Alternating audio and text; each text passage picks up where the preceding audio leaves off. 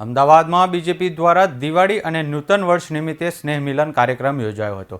Bharatiya Janata party Gujarat પ્રદેશ અધ્યક્ષ અને કેન્દ્રીય મંત્રી સી.આર. પાટીલના માર્ગદર્શન હેઠળ બાપુનગર વિધાનસભાનો સ્નેહ મિલન કાર્યક્રમ યોજાયો, જેમાં બાપુનગર વિધાનસભામાં આવતા વોર્ડના તમામ કોર્પોરેટર, માજી કોર્પોરેટર, વોર્ડ પ્રમુખ અને વોર્ડના આગેવાનો સહિત તમામ મોરચાના હોદ્દેદારો સ્નેહ મિલન કાર્યક્રમમાં ઉપસ્થિત રહ્યા હતા। ત્યારે પાર્ટીના કાર્યકર્તાઓએ એકબીજાને નવા વર્ષની શુભકામનાઓ પાઠવી હતી। આ કાર્યક્રમોમાં કાર્યકર્તાઓએ ઉત્સાહપૂર્વક ભાગ લીધો હતો। ભારતીય જનતા પાર્ટી દર વર્ષની જેમ આ વર્ષે બી સ્નેહ મિલન કાર્યક્રમ રાખેલો। દરેક વિધાનસભામાં સ્નેહ મિલન કાર્યક્રમ કરવામાં આવે છે।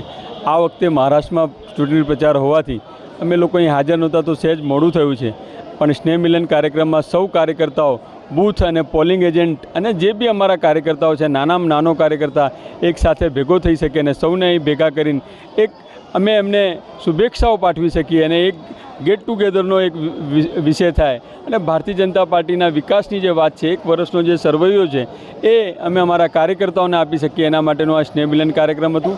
એમાં ભારતીય જનતા પાર્ટીના જેટલા બી અહીંના ધારાસભ્યો છે, મેં સૌને બોલાયા હતા, સૌ આવ્યા, એમ લોકોનો હું બધાનો આભાર વ્યક્ત કરું છું।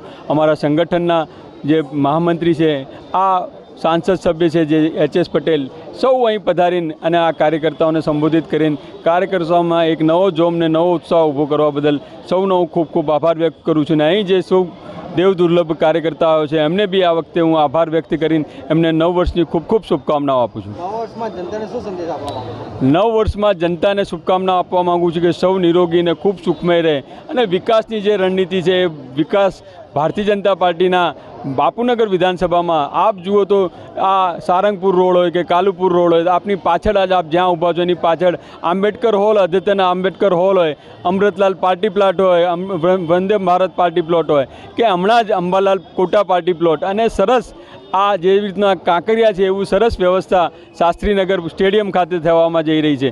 અને ઓવરહેડ ટાંકીની વાત હોય, જે કોર્પોરેશનના કામ હોય, એક ઓવરહેડ ટાંકી સરસપુર ખાતે બનાવવામાં આવી છે, એક ઓવરહેડ ટાંકી રખિયાલ ખાતે બનાવવામાં આવી છે।